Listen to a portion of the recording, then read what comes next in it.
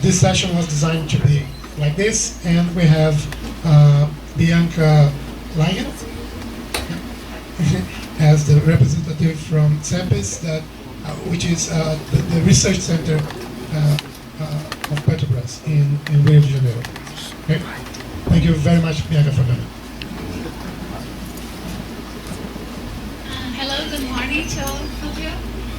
First, I'd like to thank a lot Moises and everybody for the invitation and the opportunity to be here and to discuss with you, to be part of this important initiative. I will bring some large overview, as long as Christian has shown about Denmark. I will show some big figures about Petrobras and how we do research and development in our company. As Moises has said, we are part owned by the government, more like 50%. So it's like half and half, like he said. It's all right.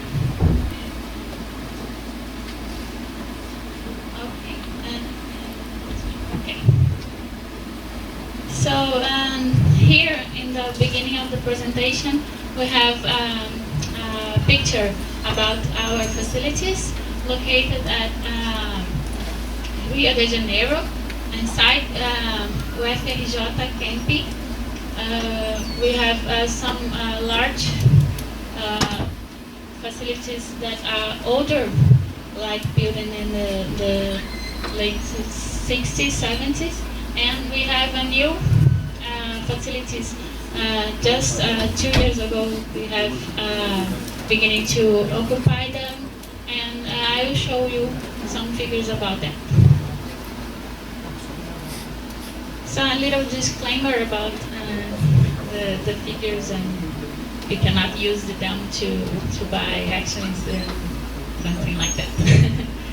So we are now at more than 28 countries around the world, mainly here at Brazilian and South America coast, and also in Mexico Gulf and west coast of Africa.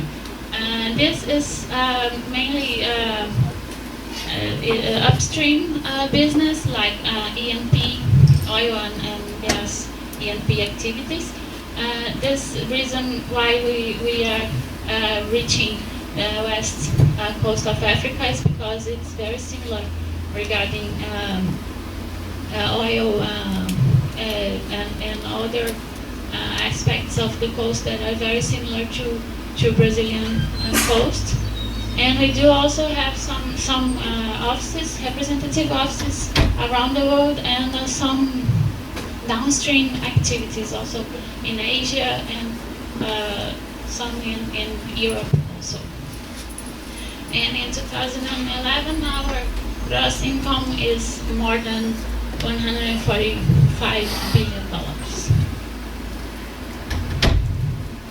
We are now the 10th biggest public-owned company regarding Forbes research.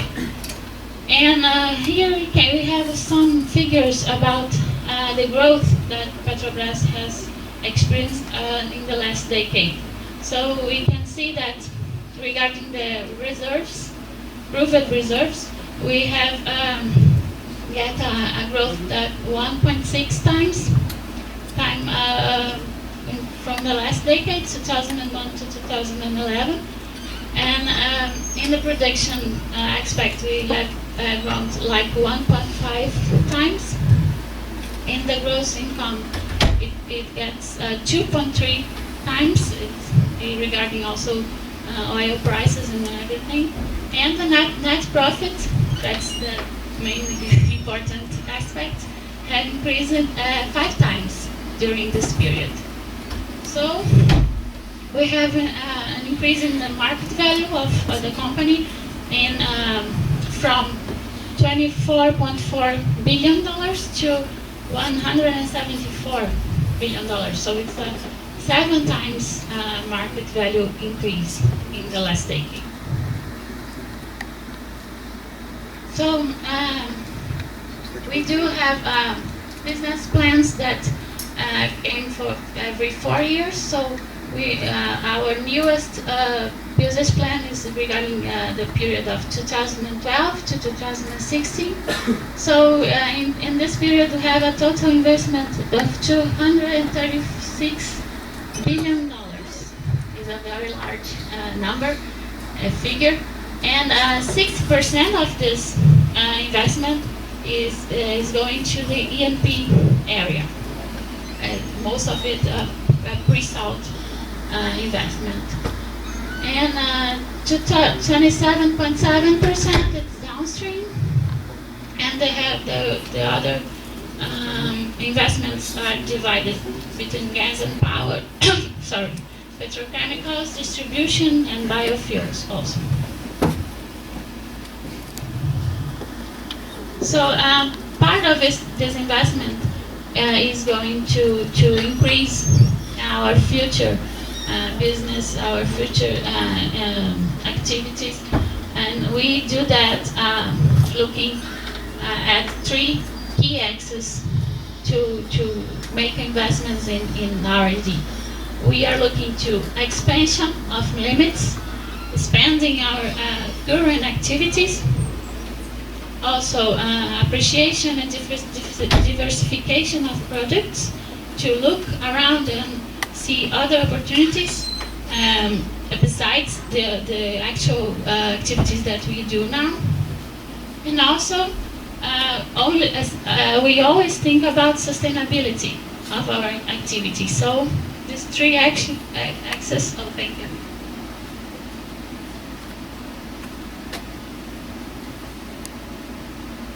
These 3 axes direct our investment in R&D. So in the expansion of limits, we have new frontiers of exploration, looking for new fields, a new pre-salt maybe, production optimization, how to optimize our production of oil and gas mainly. The pre-salt production, we have, as Professor have said, many challenges in this field. How to produce the pre-salt oil, how to do it in an economic way, and a lot of challenges here, technical challenges, also economical ones. We do have research in subsea production systems, how we make more technology under the sea in order to optimize, to reduce costs of the production, because we have a very deep sea, how do you say, water deep, so we have to be focused on put things below the ocean. We are looking also at non-conventional reservoirs, like oil from non-conventional fields. Logistics and commercialization of natural gas, so looking also another way of energy, another opportunity besides the oil that are better environmentally talking, and we have a lot of gas also associated with the oil in pre-salt and post-salt also. Integrated operation in logistics of all these activities. Supply and exportation of oil and derivatives, and also the pre-salt oil refining and refining park flexibilization. How to adapt our refining park, to receive the oil, the pre-salt oil that have different characteristics regarding how do you say, the specification of the oil, number of containments, something like that. And in the axis about appreciation and diversification of products, we have here new fuels, lubricant and special products. Petrochemicals also, we have a lot of investments in petrochemical. We had it in the past and now we are getting back to it. and researching ammonia and urea, biofuels and bioproducts, thermoelectricity, and also renewable energies. And in sustainability access, we have research at water and effluent, CO2 and other emissions, energy and operation efficiency, how to do things more efficiently, using less energy, things like that. And biodiversity also, and the impacts of our activities, how to reduce, minimize it, and also integrity, safety, and reliability of our activities.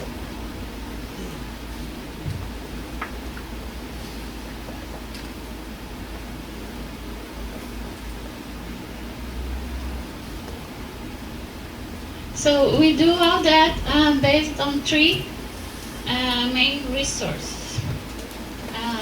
People, I think it's the more important one, investments, and also infrastructure. All three of these resources has to be in place in order for us to get our goals achieved. And so we are now organized like that. In order to achieve these goals, we have SEMPES, that is our research center located at Rio de Janeiro.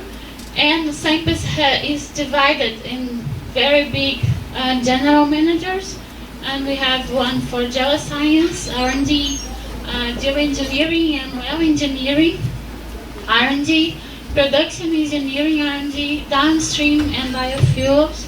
We also have gas, energy, and sustainable development and general manager. And all that based on technology management area to support the research area. And also we have together at SEMPES an area of basic engineering.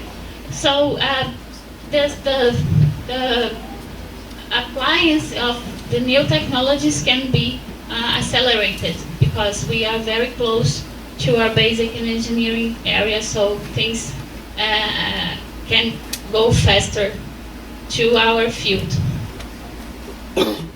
So about human resources, we have a very high increase also since 2003 that we began again to hire from public calls. We have to follow the government laws in order to hire people. So since 2003 we have increased the number of new employees. So only at SEMPES we had a growth at 1.4 times. We have now more than 1.8 thousand people there. Of this 1.8 thousand people, 490 are has master degrees, and 229 have PhDs degrees. So a very high educated people, very specific employees that are doing research in Petrobras.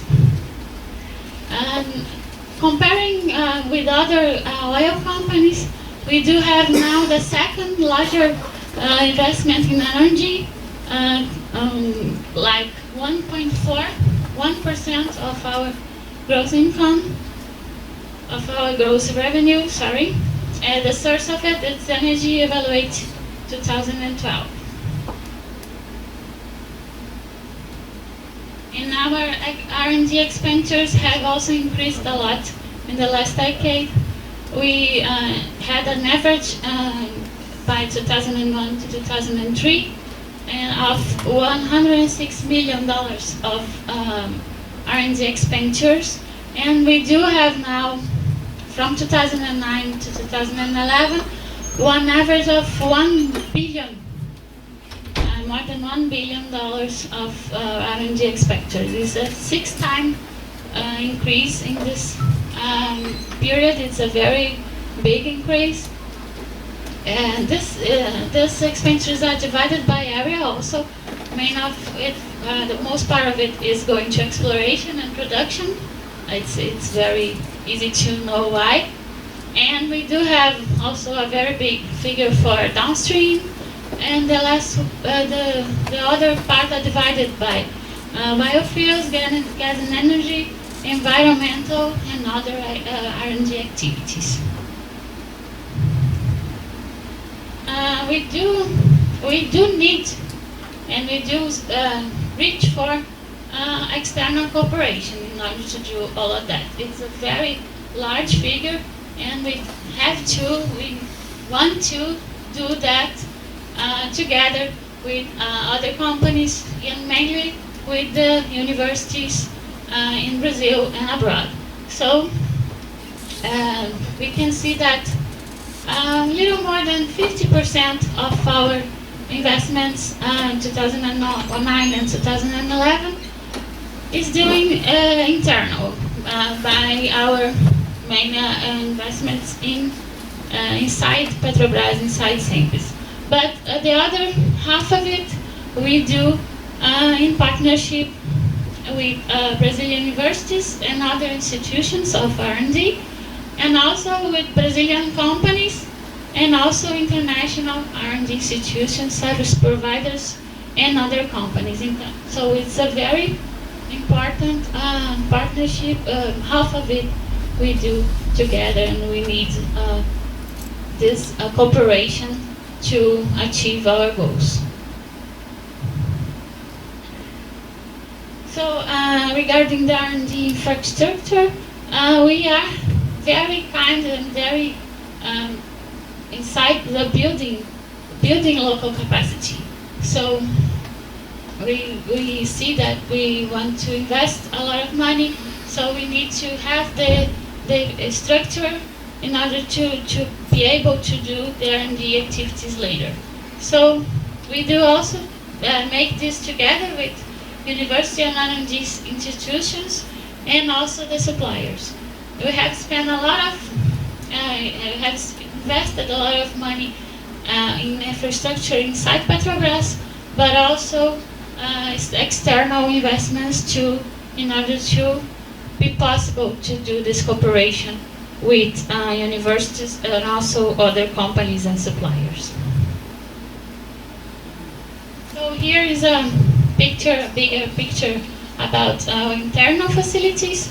So here's the original one, and we have recently inaugurated the expansion that have doubled the builded area for our research center. It's located at Rio de Janeiro University. So we do have also other infrastructure area along Brazil, more or less all the coast, Brazilian coast, and we have this experimental nucleus that are hosting bigger facilities, pilot plants, things that are larger, and we cannot put inside our research center. So we do build this experimental nucleus along the Brazilian coast in order to test new technologies in a small scale. For later we can put in the larger scale in our operational area. So we do have one nucleus at in the south area, São Mateus do Sul, that is doing eco-efficiency and refinery process research. We do have one nucleus in Fortaleza, is northeast coast, doing research at biolubricants and special products. We have one in Sergipe, Alagoas area that's doing research at production. One at Bahia, also these two also in northeast coast of Brazil, doing the CO2 technology. And in Rio Grande do Norte, Ceará, also we do have biofuels and renewable energy research. And in Bahia also the well technology investments and research.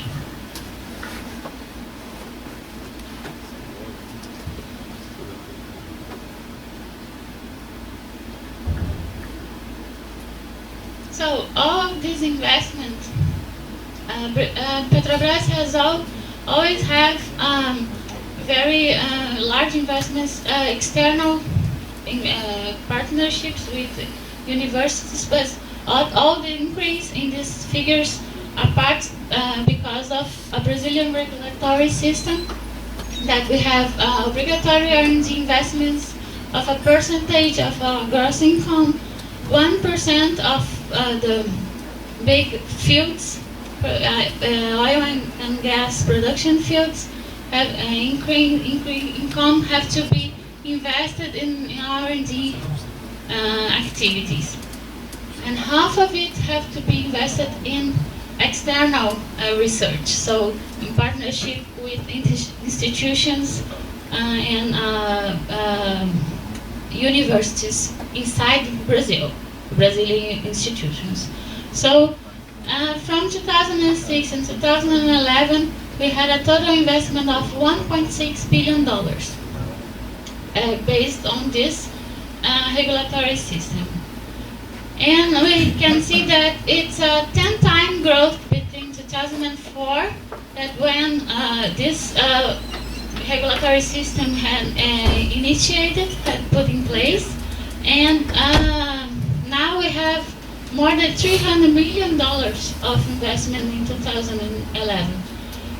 All of this is regulated by ANP, the National Petroleum and Gas Agency, and it is possible by this to make a large investment also in R&D and also in infrastructure of human and also physical infrastructure. Actually, this place here, this building, is part of this investment. It's Petro, one of our bigger investments, and we're very proud of it. And now the infrastructure investment is the larger part of our investment in order to be able to provide the infrastructure needed to do the research in the future. So we expect to achieve very soon this point of increasing R&D and lower the investment in infrastructure in order to have more results applied to our operation at Petrobras. So this partnership has a lot of very interesting, very big achievements regarding infrastructure. We have all over the country very nice labs, very well occupied, in order to provide this opportunity to do the research. And it's very, I think it's very well distributed in our Brazilian oil area. So this partnership is done with suppliers, and we can do world-class labs. And we have reached 4 times the built area for the original samples. So it's a very large area, built area, dedicated to innovation, to research and development. And we have some figures that show that for each one Petrobras researcher, we create opportunity for 15 external researchers by giving scholarships and also opportunities to work in SEMPIS and Petrobras research projects. And we are articulated with 120 Brazilian universities and through 50 thematic networks. So we work at networks regarding every team of research that we have. We do make partnership with a lot of universities around Brazil in order to achieve our goals. Some of them are dedicated to remote sensing and some of research related to our big main team here at this workshop. And we do also make a partnership with suppliers inside Rio de Janeiro University. We have a large technical camp that a lot of companies are now doing, implementing his research facilities inside this area, like Baker Hughes, Halliburton. Most of them are related to the oil industry.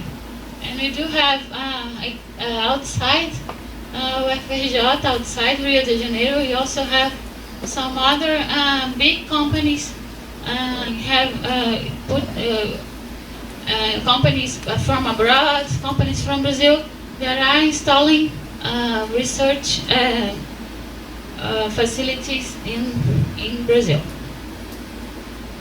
And also abroad, also internationally, we do have partnership with technology-based companies in order to foster the growth of them and of Petrobras.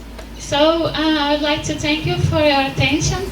If you do have any questions, you can ask me them now, or if you want to send me an email at belion@petrobras.com.br. Thank you very much. Thank you very much, Bianca. And we have time for 2 questions.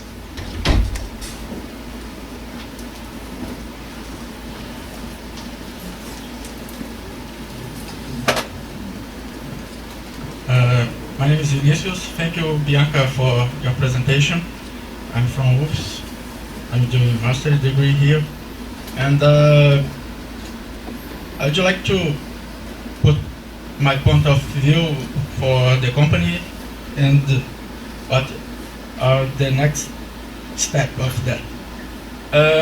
We know that Petrobras is increasing, a huge increase in last 10 years, as you show us.